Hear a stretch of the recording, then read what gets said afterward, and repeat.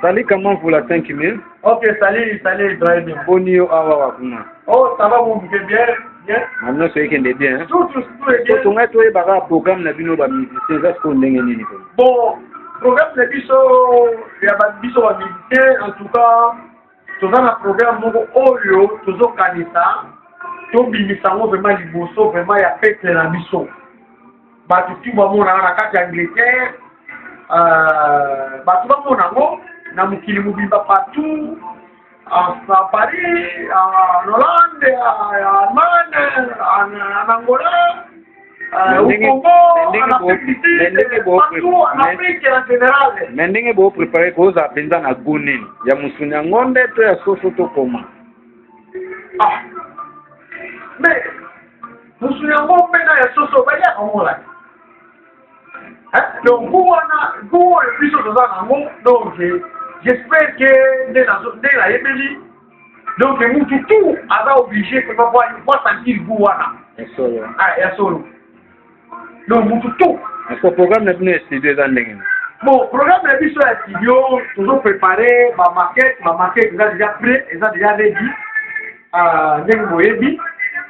Alors, et là, pour les autres là, pour toi, collaboration na biso oto za na ona ba membre ba studio pona koya composer ba activité muziki ba son makambo ba musicien ba yemba au disque biba. Mais est-ce que pour tous appeler show, est-ce que vous attendez moi 5 titres tout 7 mots au sang la biso ya vite c'était baba na mabuna toza na ba titre belé toza na foyu maveja Oi maveja toza na souci toza na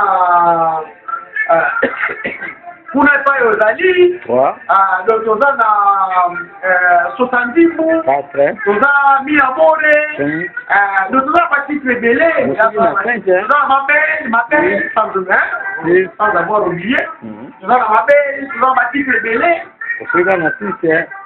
bon, si tu as acquis, tu as ma tête, tu as ma femme, tu go.